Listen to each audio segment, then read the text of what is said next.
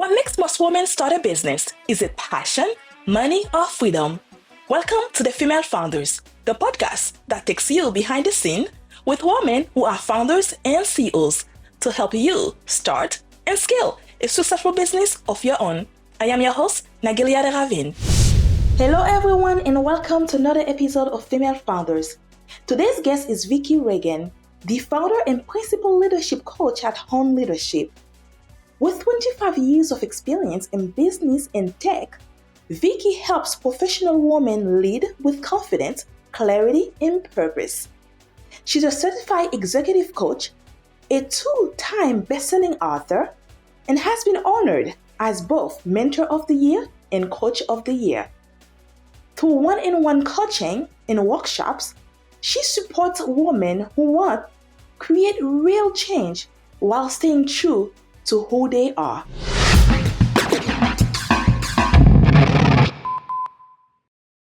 Good morning, Vicky. Thank you so much for giving me that opportunity to have this conversation with you this morning. How are you doing? Good morning. I'm doing great. Thank you so much for having me. I'm excited to be here again. Me too. So, what inspired you to start Home Leadership? And was there a specific moment that pushed you to say, I'm going to take that leap and start my own company? Yeah, it's a great question. I mean, it's always been something that's sort of been rattling around for me for such a long time, because this is really the culmination of something I've been passionate about for a long time, working with women and helping them develop in their careers. And I just one day thought, I could really do this for myself, is have, a practice where I do this day in, day out, and really see women thrive and help them do that.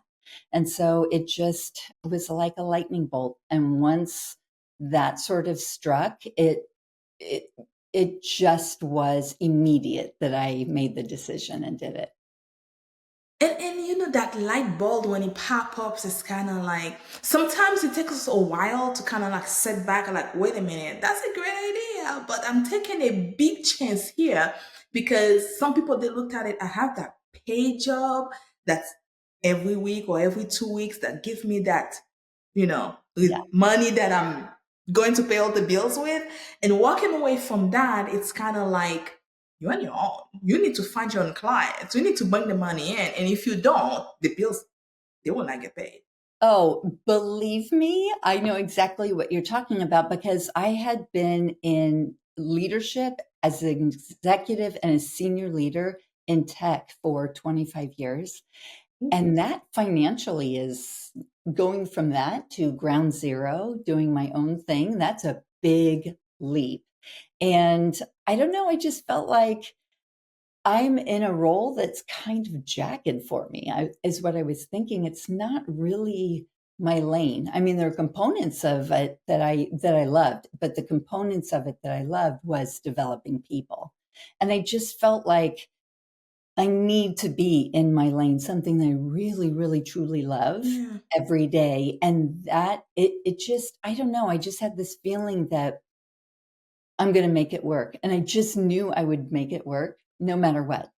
And I just kind of made the leap. I don't know. I just had this inner confidence and inner faith in myself that it was going to work. And I just never looked back. And I think having that,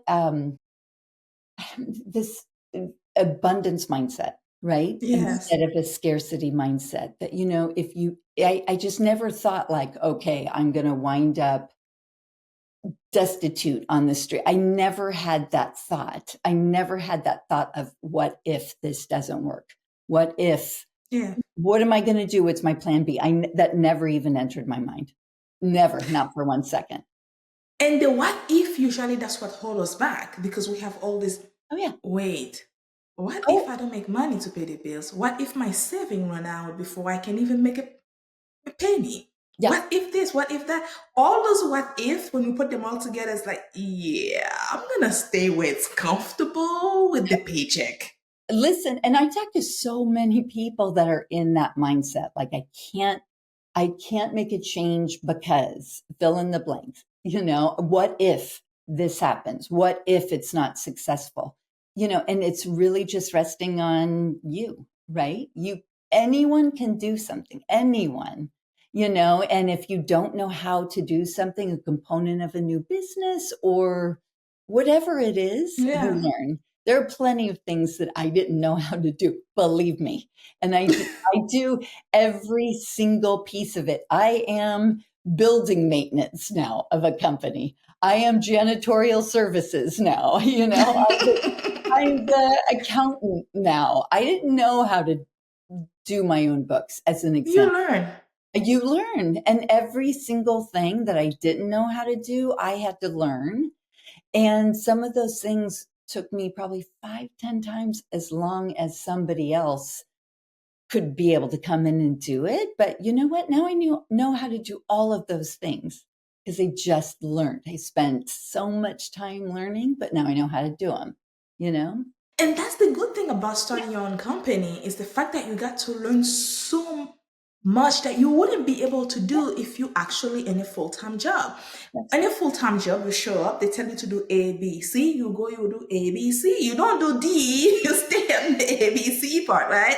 But Yeah, when you start your company, you start with the A, B, C, D. The line keep going until you get to number one, two, three, four, five, six, yeah, seven, eight, nine. that's right. It's just the way it is. And you learn so much. And it's, for me, the way I see it, business is never really a failure because you learn so many things from So that you can take that you can use to build something else out of it regardless. that's right. That's right. And your confidence soars, right? So when I'm talking with my clients, especially women who are like feeling the limited beliefs, right? Or they're feeling a confidence issue. It's like when you achieve something, even for yourself, I'm not talking about your big career goals or any of these big things. When women are feeling that sense of imposter syndrome or lack of confidence or limiting beliefs, any of those things, when you start achieving just those little goals that you didn't think you were able to do, boy, does that build your confidence in everything. And then you really truly become unstoppable. For sure. Unstoppable, yes. For sure. But within your company, coaching and mentoring play a big part of it. Mhm. Why that? Why coaching? Why mentoring? You could have done something else. Well, I think that both of those things have been my backbone my whole career, right? So, I started learning leadership and mentorship. I mean, I started that back when I was a teenager. So that was a long time ago, and so that's always been such a huge part of my life. And so, that started at a very, very young age. And so it's always a fabric of who I am. And then, I started an organization for women that leadership and mentorship was a huge component of that. And I started that probably 25 years ago. And so, yeah, it was a really long time ago. And then, just in my career, I've led large organizations. I've started mentor organizations within my own companies that I've been a part of. So it's always been a huge part of who I am and what I do. So that was just it was a no-brainer for me to go into this full time and start my own company. It's pretty much within you. That's something you just Oh, love doing naturally. yeah, yeah, yeah. It's a total fit. And so before, as I said before, my career to date, that was a huge part of what I did anyway. And the mentoring, which is a pro bono activity, that's something you do for free, for other people. I've always done that my whole career. So it just was a great blend of the two. It's just a very, very natural fit. And now I'm happy every single day. Every day. I'm just thrilled. Whereas before in my career, happy every day, that's a stretch. That's a stretch. And Pushing it a little bit too much yeah, here. yeah, and I probably spent more days I'd like to admit crying by the end of the day, honestly, just because it's just not the best fit, you know? But what would you say? What's the difference between when you're coaching and mentoring, and I know a lot of people usually confuse Yeah. the two, but coaching and mentoring is not the same thing. So what's the difference No. between the two? Yeah, that's such a good question. A lot of people do kind of cross those over. I mean, it's still in the same realm because you're supporting somebody else, right? But Right. whereas coaching and training, that is you should have, not everybody does, but one would hope the person that is coaching is credentialed, which I am. I have an advanced credential in coaching, and especially in executive and leadership coaching. But that piece of it is, it's what I do is leadership development coaching. That's for executives. It could be early leaders or even people who are individual contributors, but it has elements of leadership training, and we're working on very specific goals. And it could be for a certain amount of time or ongoing. And I don't provide advice. That's very specifically. I'm either Ooh. training somebody on how to do something, leadership skills as an example, but with coaching, we're working together where the person, and we're helping that person come to their decisions and their approach. So I'm not directing unless it's a training scenario and I'm teaching the skills, but I'm not directing that leader on what to do, helping that person come to their conclusions on their approach or what they're going to do, right? Whereas mentorship is advice. It is helping, and I'm still helping that person come to the conclusions that they need to do. Yeah. Still not giving direction, but that is more of an advisory type of relationship. Have you ever crossed them with one client where you have to switch the hat between the two? Where they want somebody who is like do you mean with a coaching client where they want advice? Yes. There are times when somebody, especially with, I would say more senior leaders, there are some leaders who, may hire me as a kind of a hybrid where they want sort of a coach consultant, where they want someone like a kind of a trusted advisor type of person, where they do want kind of that help me come to conclusions and my own approach, but you have experience in this area and I would like to have Use your that. perspective on this. And so and I always ask a prospective client, which approach would you like? Do Mm. you just want someone that you bounce off of? A lot of people want a sounding board. That's what they're kind of interested in having, is a sounding board, because they don't have a whole lot of people that they can speak to Yes, about what's going on with them, especially senior leaders. Not a whole lot of people they can, talk that's about true. their issues or bounce ideas off of. So it's really up to the client. If they want it, you will offer it, but that's not something you do too often. Yeah, it just really depends. I mean, really talk that through with the client.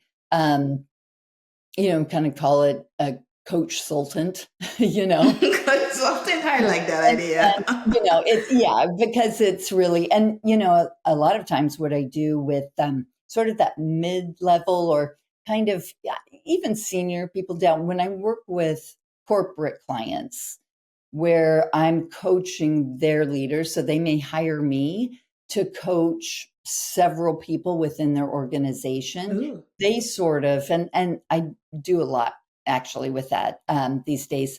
They'll bring me in and say, "Hey, we'd like you to coach one person, five people, whatever it might be." And so I have several coachees within that organization, and they sort of set the tone. More often than not, what I'm doing is a hybrid of leadership coaching and leadership training. And so it'll be X amount of time, and it's just sort of a hybrid. And the reason for that is we just are in a crazy time right now. There are so many people that are getting sort of pushed up. So they're taking roles they keep getting promoted they know the functional areas that they're taking on. So they might go from an individual contributor to a manager to a director. They know what they need to do, but they're receiving no leadership training. So now they've got, a much bigger remit without any guidance or training on how to actually lead so many more people or what goes into that. And so that's where I get brought in quite often, is give some of those skills, but also the coaching aspect as well. Do you focus only on leadership, or do you also do, let's say, for example, I'm a business owner and I wanted coaching for, can you coach me, or just in leadership only? No, business coaching too. So I do have clients in that realm, and it depends what it is, right? So, and again, just really have to depend. And that's where I have a conversation. So if it's you, for example, and you say, well, look, I really would like a business advisor of how I should do, I'm trying to get funding as an example. And I would have to ask, okay, where do you see me or a coach at all helping you? And if you say, well, I want somebody to come in and do XYZ, including introducing me to potential investors. And I would say, well, I'm not the person to do that for you. I Right. see. But if you said, well, I'd really like to be able to work with somebody that could help me with my pitch, or I need somebody that could help me with how I could improve my, marketing plan, my sales plan, or how I might lead my teams or restructure my organization, those types of things, those business types of things. Yes, I would be able to do that. Right. But very specific, like I need someone that will, XYZ. be my partner in these types of things. But I'm very upfront with it when I speak with people. That's why it's really important to have that conversation that I have with people right from the beginning. How do you think I might help you with these things? What are you looking for specifically? Because I need to make sure that I'm the right person for Yeah. that individual and they're the right fit with me. Yeah, you don't want to waste their time, but Yeah. also you don't want to waste your time because Yeah. And I want them to be happy, and I want to make sure that I can support them but and that yeah, I can deliver, make them successful. but bringing value with them. I know some people will like, oh yes, I can help you, but in reality, they're just gonna try to learn what they are doing in the job kind Oh, of yeah. way. Yeah, and especially because it's so goal oriented. It's not like therapy where, and nothing against therapy, it's wonderful, but therapy is an ongoing Yes. thing and you're working through things, which is wonderful. And you're looking back and looking, how did we get here type of thing? Whereas coaching is very much so forward looking. What are the goals and how am I going to help support you in getting there? Right. So if the goal is something that I, I don't think that I can help support you achieve that goal, then that's not something that I should probably insert myself into. So, yeah. But Vicky, is it the same when it's come to mentoring as well, or is it completely different? Well, mentoring, we are working together, right? So I'm helping to support the goal, but I'm also helping support the person. So um, with coaching, we don't necessarily have to be exactly this in the same lane, right? Because I'm a credentialed coach and I know how to coach. Many people like to work with me if we have a shared background of some kind, but not always. For example, I have many men executives that approach me and want to work with me for very specific reasons. It might be a communication style, it might be my background in leadership as an executive, those types of things. Could be any number of reasons. In mentoring specifically, having a common background where a mentor can help support the mentee because they have a shared perspective is extremely helpful, because that mentee can say, I'm dealing with this situation. Have you ever dealt with this exact situation? And if that mentor can say, oh yeah, I've been there and done that. Here's my perspective, right? Whereas a coach doesn't necessarily have to have been in that situation specifically, because in coaching, you're coaching the person and not the problem. Right. And I in see. mentoring, it's you're looking at from a wider perspective. So would you say that coaching is a little bit faster because coaching you kind of like come in and get out because the client is looking for ABC, you come, you help with ABC, you leave, compared to mentoring, you are helping that human being, so you kind of like in the longer term with that person. You could, I mean, you could be, for example, at our WOMEL conference that we just had, which was amazing. I brought Julia, who's my long-term mentee. We've been working for over 3 years now. And that's Wow. just an ongoing, because we have such a good mentorship together. And so it's, I'm supporting her through her career development. And that can go on, For a few indefinitely, if years. you have a really good mentorship. And I'm enjoying watching her, just flourish in her career. With coaching, you kind of you could set a certain time frame. It could be 6 months, 12 months. It could just be ongoing, but it's goal oriented, at least in the client's mind. And you can set a certain time limit or keep it open, but you are working towards a goal or set of goals, whatever that might be. Maybe. Yeah. But your coaching, like you said, it includes a one-on-one sessions, workshops, and team training. So how do you decide which approach works best for someone or a company? It's client focused, right? So it's up to the client. Most individual clients want one-on-one, interaction.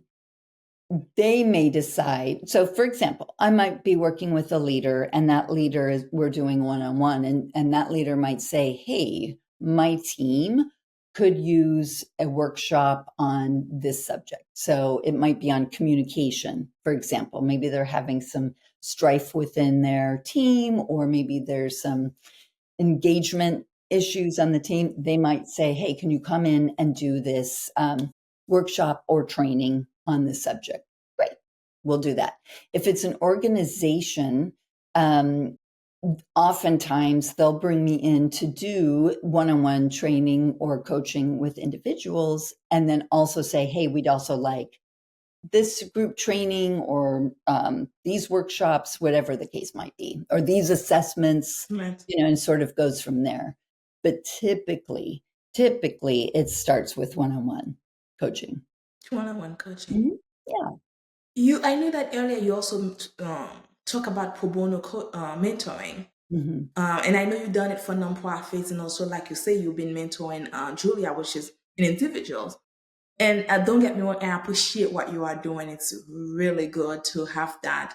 And I know I could use that when I was younger, Yeah. until right now, by the way. But why did you make that part of your mission? Why is that so important to you?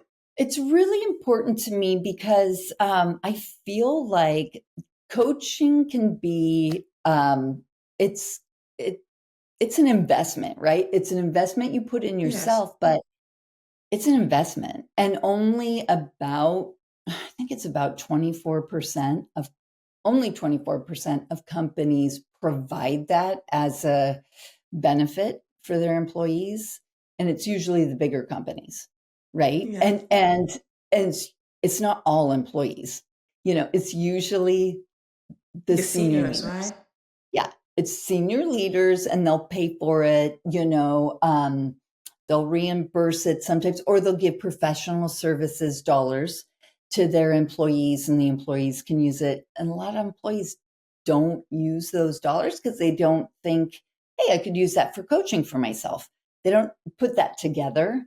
And I just feel like leadership development coaching, it should be accessible for more people.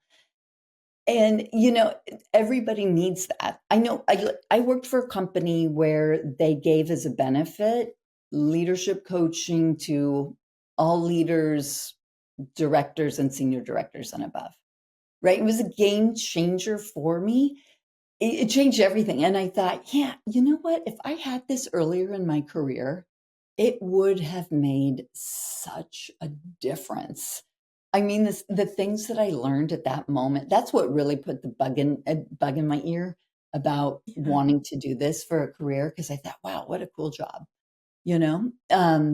But the things I learned at that moment were just, wow, I wish I learned this, when I was, like a manager or early, Yeah. even as an individual contributor. And I just feel like we need to, we need to help others in this way, and especially young women, because women do not get as much even feedback as men in the workplace. So we need to help, and so this Yes. is a huge part. That's why I give 15% of my time and coaching pro bono, because we need to get it out there, and so it's super important to me.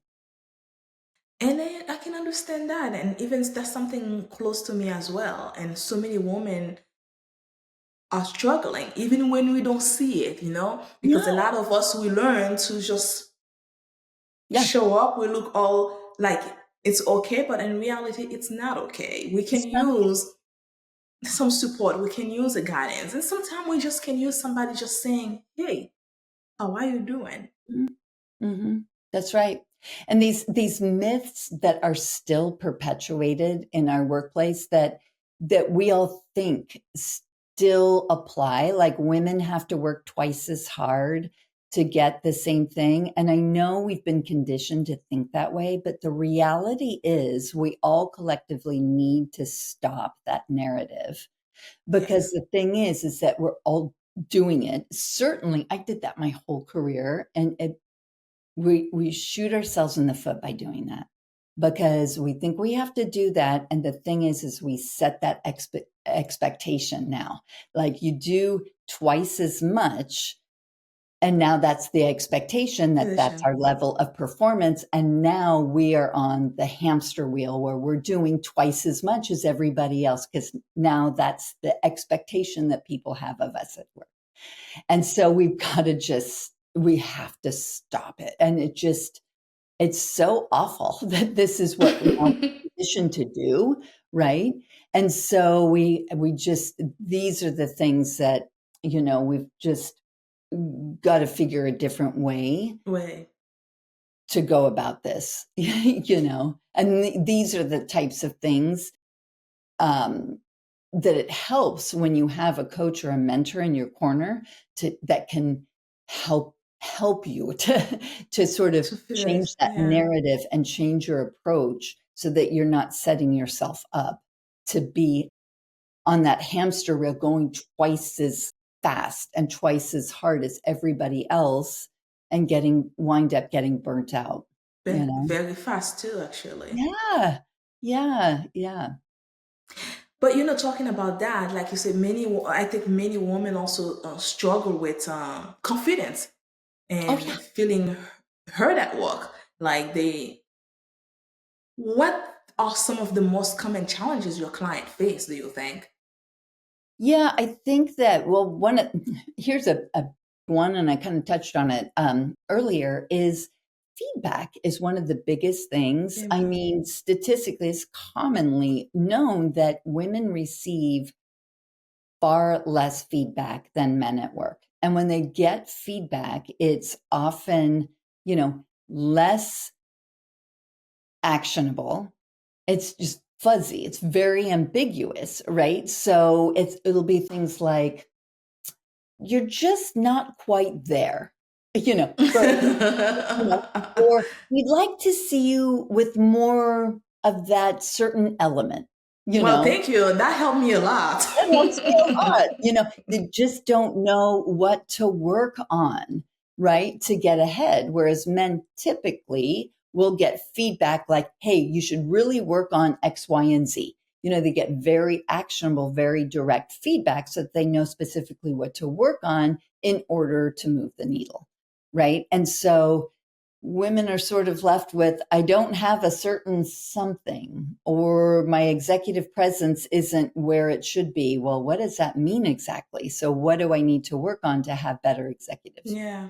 presence so I can move up, and get that promotion that comes with a raise, And so, that's the type of thing to really take control of, because when you start improving that performance and in those areas, you Yeah. can start to move up, right? But when you don't know quite what it is, you don't know why you're not having the impact that you'd like to have, that like affects your confidence in a lot of Yes. ways, because you're sort of a little bit aimless.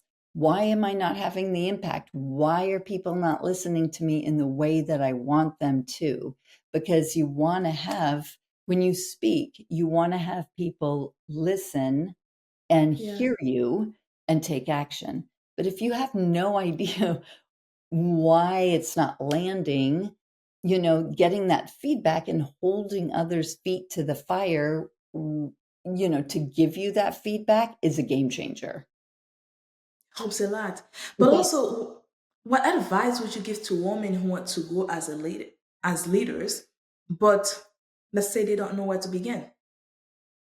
A lot of it is going, if they want to grow and they're not in a leadership position, is to start asking for that feedback and direction right away, and very specifically.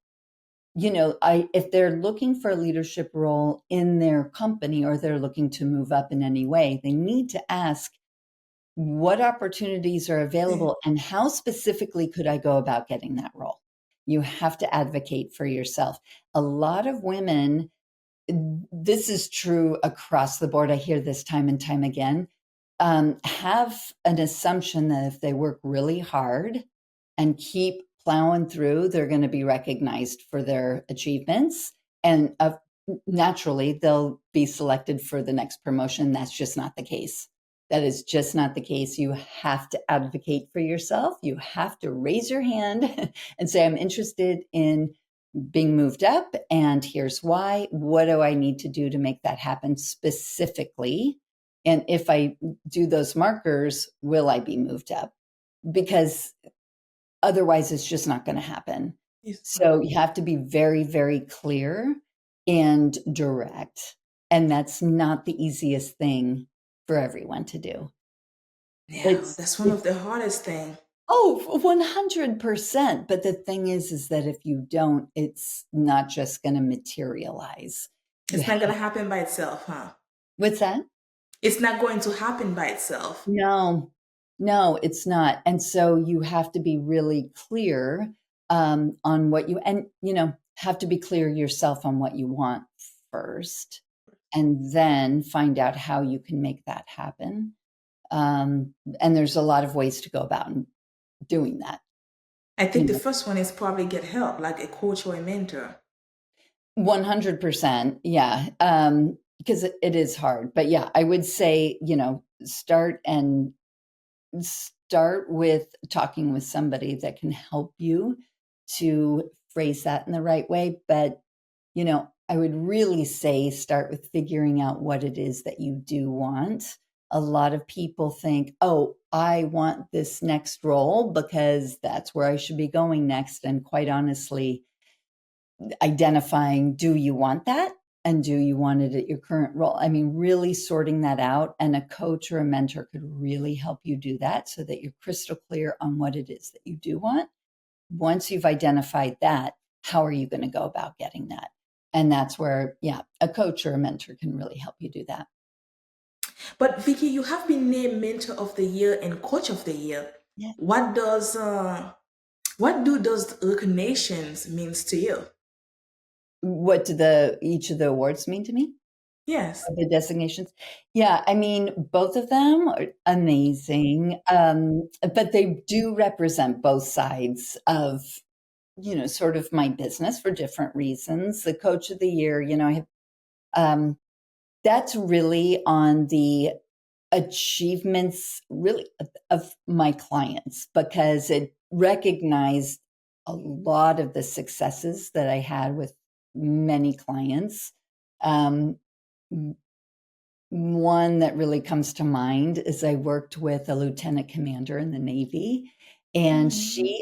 I work with so many interesting clients. I just love them so much. And this just really goes to show that we all struggle with the same exact things. Even though we're in different industries and we do Yeah. different things, we all have the same stuff. But she's a lieutenant commander in the Navy. She was third in command of a warship. And her goal was, this very goal oriented. Her goal was to pass this major review board to eventually be awarded her own warship. And as we were working together, it kind of came out that she, struggled with imposter syndrome. She had confidence things. She had a work-life balance thing. Like all this started coming out as we were talking and working together. We really had to pull all that stuff apart, but it was the exact same stuff. And I just kept telling her, people would be shocked if they heard that these types of things were going on. But anyway, we worked out through that, and she wound up passing this huge review board on her No first way. try, which is pretty much unheard of, just by the way. And she got awarded a warship. She's so cool. Yes, so that was so exciting to see. But at any rate, so that was a very big deal. And it's things like that, those successes, I think, which led to the Coach of the Year. The Mentor of the Year through WAML was so exciting to me because, as I said, I've been involved in mentoring since I was 15. So this is such a huge big deal for me, especially receiving this award from WAML because it's, you also are, mentorship for women is your heartbeat as well. And so we're so aligned on this. And that was so very special to me because mentoring is what I do, and I just, this is it just meant everything to me, and it just, at the same time, I had just written a chapter in a book on mentoring, and it became a bestseller. So it all came together all at the same time, and it Time. was just so exciting. Yeah. So how can anyone reach out to you? Going on my website is the best thing, and that's honeleadership.com and HONE leadership.com. And I have tons of free mentoring resources there that can help anyone kind of get started, either finding a mentor or being a mentor. All of the articles that have been published with WML are there. But yeah, lots of resources to help anybody out. You can contact me there. Well, thank you so much, Vicky, for giving me the chance to have this conversation with you. Thank you so much. It's always a pleasure. Thank you for listening to Female Founders Podcast. That's it for this week's episode. Be sure to follow us on your favorite podcast app or connect with us on womel.com so that you don't miss our next episode. See you next time. Bye for now.